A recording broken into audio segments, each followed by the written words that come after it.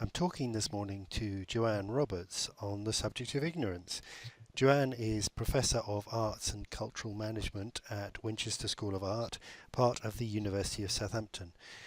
Joanne, tell me to start off, how did you come to this subject of ignorance?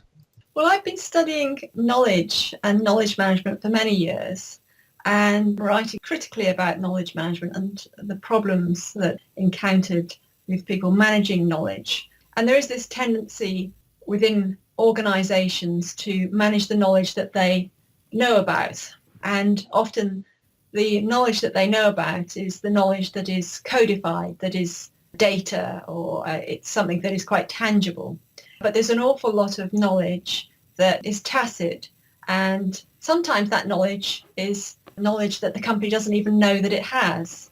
And so this was something that interested me, that there's this focus on the knowledge that we have and a neglect of knowledge that we don't really know about. So I started to think about that and started to think about not knowing and issues around that, and that there are lots of things that we don't know. One, we don't know that we know. And then, of course, there are things that we just don't know.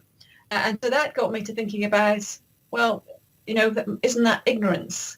And thinking about, well, maybe we should think a bit more about the things that we don't know as opposed to the things that we do know. Because one of the things about focusing on the things that we know is that because we have a tendency towards data and knowledge that is easily captured, it means that we focus on just a small segment of what knowledge is there. And that can lead us down a certain path. Projects, activities, research become sort of path dependent and focused on what we know and the easily accessible knowledge. But at the same time, we are neglecting a whole sway of things that, yes, it's perhaps more difficult to explore, but they may also offer us great opportunities in terms of innovation, new ways of doing things. So that was really how I came to thinking about ignorance and why it might be important to take that into account and to take ignorance more seriously.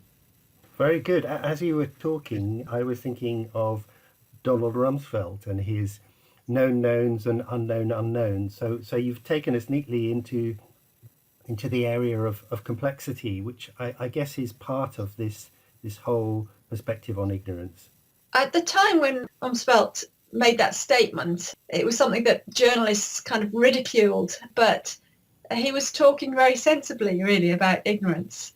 And I think the need to recognise that there are known unknowns, there are things that we know we don't know, and then there are unknown unknowns. There are things that we just do not know anything about. And actually, sometimes, when something does come to light that we had no idea about, it causes great surprise because we just hadn't anticipated it at all. But when you start to consider ignorance, we've made great strides over the last 500 years in terms of the knowledge that has been developed in the world. But, the amount of ignorance is much, much greater. There's so much out there that we really don't understand. 500 years ago, we used to think that the Earth was flat, but now we know that it is a sphere. That's just one example, but there's so many others. So when you think about it, there are probably things that we take for granted today that we think we understand. And in another 500 years, we might have a completely different understanding of how things work. It's a bit of a truism, but I think the more that we learn and the more that we know, the more we understand how much we just don't know. That's certainly true in scientific terms. If we think about the whole quantum world that's emerged, that's pulling into question all our understanding of maths and physics and the sciences. Let's move on to projects and programs. Do you want to relate this subject to the context of projects and programs? In order to do that, I'd like to sort of unpack ignorance a little bit, because there is a tendency to think that we know what ignorance is and it's just not having the knowledge. And having studied ignorance for some time, I developed a typology of ignorance, which I think is quite useful if I could just run through that very briefly. Because a lot of ignorance comes from an absence of knowledge. If we look at a dictionary definition, it's about lacking knowledge. So we can talk about ignorance in terms of unknown unknowns and known unknowns. That's a sort of area that we are very familiar with, perhaps. But also, it's the case that ignorance can come from things like not knowing what you know. It's about ignorance about existing knowledge. So we don't fully understand what we do know. There are knowable known unknowns. So there are things that we could gain knowledge of if we were motivated enough to. So this is something that for companies, they may be ignorant because they are known unknowns, but they're not known unknowns in the sense that we don't know if they could be known. That kind of known unknown can lead to directing research. But there are also known unknowns that exist because we don't make the effort or we don't put the resources into knowing them. So on an individual level, if I wanted to speak Chinese, I wanted to learn about the Chinese language. Well, I could invest time in that, and that known unknown would become a known for me, right? So there are things like that. So there's a type of ignorance which is about our ignorance of knowledge that already exists. And the other one is, if we think about tacit knowledge, which I mentioned earlier, there's all this knowledge that we don't fully understand. We're not able to articulate it, so we're perhaps not able to share it.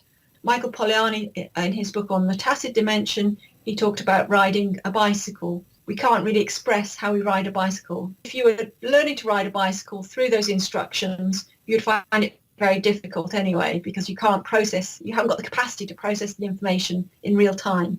And then when we make mistakes with knowledge that we have, or we have, we don't fully understand the knowledge that we have, we make errors. So there are those sorts of outcomes in terms of ignorance. And then there's another category, which is about ignorance which results from the suppression of knowledge, right? So here we have things like taboos. We know about taboos in society, that certain things shouldn't be spoken about, but they can also happen within organisations. And it may be because certain things are not spoken about, or we don't refer to that activity, whatever. Even within organisations, we have taboos. And then another type of knowledge which falls into this category is denials. We ignore something, because if we think about ignorance, it also relates to ignore. And if somebody ignores something, they're regarded as ignorant. So denials is part of ignorance. And as I say, that can happen in an organisation or in relation to a project. So something's going wrong, but we don't really want to know it. It can't possibly be going wrong. So we keep going, but actually it is going wrong. But we're just sort of denying it. Then there's another two categories of ignorance that comes from the suppression of knowledge, and that's secrecy. There may be secrecy between organisations that are working together, or it may be that there's secrecy between members of a team. People not wanting to let other people know certain things. They may be holding information for strategic purposes. An element that's related to secrecy is privacy. So there may be privacy issues that need to be taken into account when you're undertaking a project. So privacy, actually, what my privacy is your ignorance, because it's really, I have this information which is kept secret and you won't know about. So there are a variety of types of ignorance. So it's not just about known unknowns and unknown unknowns. It's a wider range of things that we need to take into account when we're trying to think about ignorance in terms of organisational activity. If we're running a project, we need to be aware of. Right? So when you start to unpack it, there's quite a lot there. Excellent. Thank you very much. And looking at all of those forms of ignorance and the issues they present to individuals and organisations, have you any advice for how we can work as individuals and how organisations might address ignorance so that their projects and their work doesn't suffer from the results of that ignorance? I think an important thing is not to take things for granted. So not to be overly confident about the knowledge that you have, right? So things work in a certain way, yes, but always be open to sort of questioning that and to thinking outside of your normal paradigm. So you have a system that you follow. So in project management, you have this idea of lessons learned from other projects, but not all projects are the same. And the context is very important. Even where two things are very similar, there may be something that you haven't taken into account that could make quite a big difference. So a small change can make a big difference overall. So I would say a key thing is to remain open and try not to take everything completely for granted. Any project is highly complex because you're dealing with different variables in terms of the people involved, the resources involved and so on. And so being open, sensitive, if you like, to possible challenges and not trying to sort of make a square fit a round hole.